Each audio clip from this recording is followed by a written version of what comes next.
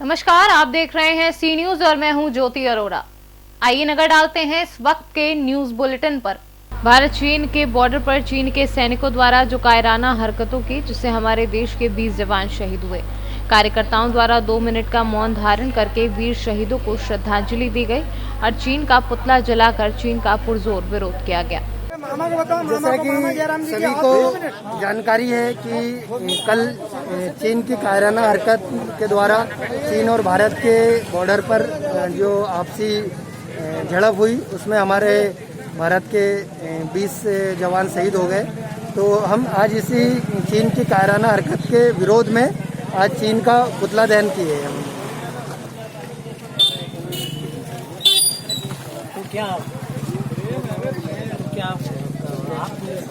Party के पूरे कार्यकर्ता बोलते? हाँ, भारतीय जनता पार्टी ग्रामीण मंडल आमला के सभी वरिष्ठ और सभी युवा कार्यकर्ता, सभी कार्यकर्ता, हमारे आदरणीय जिला मंत्री आदरणीय भवानी प्रसाद सूर्यवंशी जी हमारे बीच उपस्थित है और हमारे भारतीय जनता पार्टी ग्रामीण मंडल आमला के पूर्व मंडल अध्यक्ष आदरणीय भगवंत सिंह रघुवंशी जी हमारे बीच में उपस्थित है।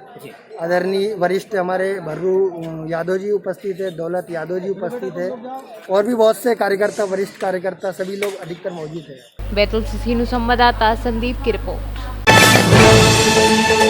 विभाग ने बुधवार को इमामगंज प्रखंड क्षेत्र के सलैया थाना क्षेत्र के फुलवड़िया पकड़ी और कलामी गांव में अवैध रूप से संचालित 12 अवैध आरा मशीनों को ध्वस्त कर दिया। ये कार्यवाही डीएफओ अभिषेक कुमार और रेंजर सतेंद्र के नेतृत्व में की गई। इस अभियान में वन क्षेत्र के सुहेल सलय तथा चरका कला से 2 आरा फुलवड़िया पकड़ी और कलामी गांव में अवैध रूप से संचालित 1 दर्जन अवैध आरा मशीनों को ध्वस्त कर दिया।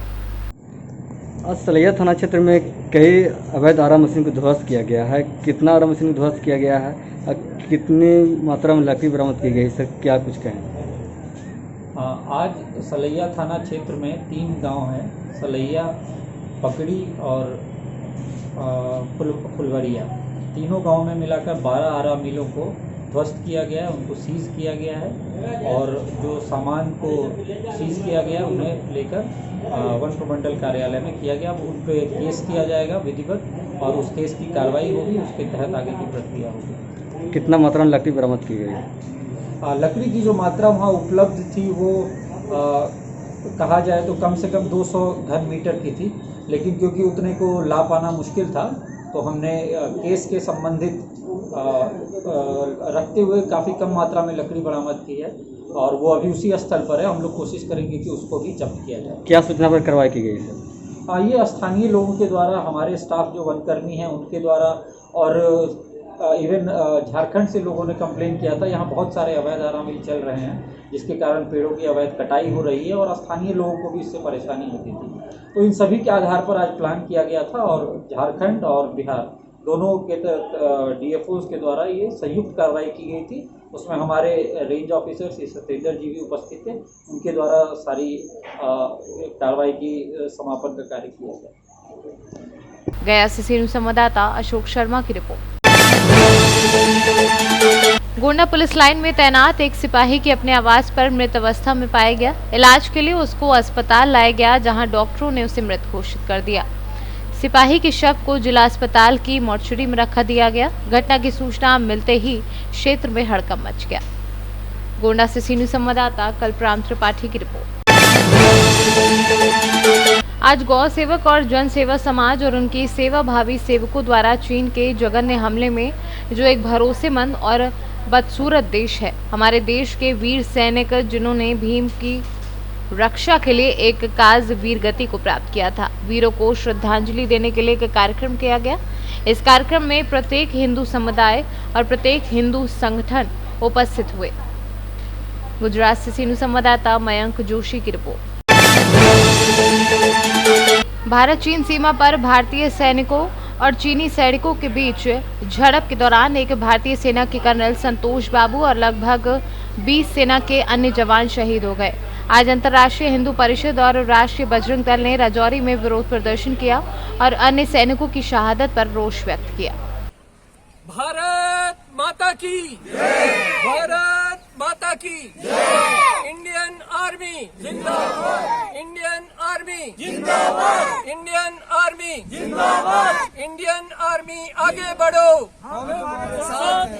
इंडियन आर्मी आगे बढ़ो, सब हम तुम्हारे साथ हैं। इंडियन आर्मी आगे बढ़ो, हम तुम्हारे साथ हैं। इंडियन आर्मी आगे बढ़ो, हम तुम्हारे साथ हैं। इंडियन आर्मी आगे बढ़ो, हम तुम्हारे साथ हैं।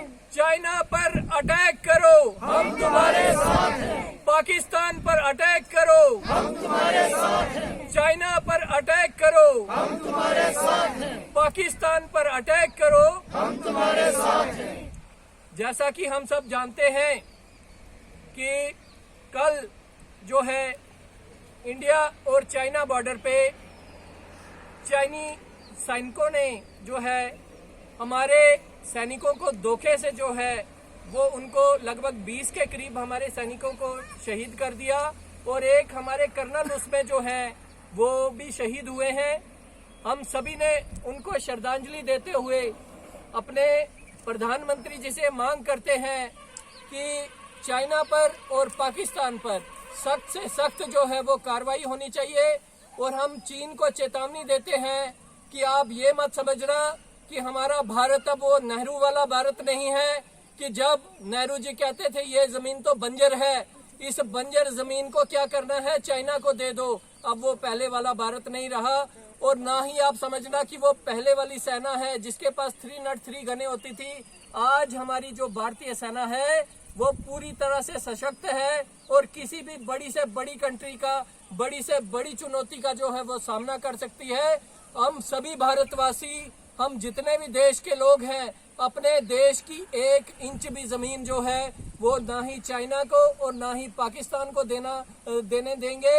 हम अंतर्राष्ट्रीय हिंदू परिषद की ओर से ये चेतावनी दे देते हैं पाकिस्तान को, चाइना को, अगर उन्होंने अपना रवैया ना बदला तो उनकी ईंट से ईंट बजा देंगे। राजौरी से सी न्यूज़ संवाददाता सुशील की रिपोर्ट। इस वक्त के न्यूज बुलेटिन में फिलहाल इतना ही। देश और दुनिया की तमाम बड़ी खबरों के लिए आप देखते रहिए सी न्यूज़। हर खबर आपके साथ, आपके हाथ।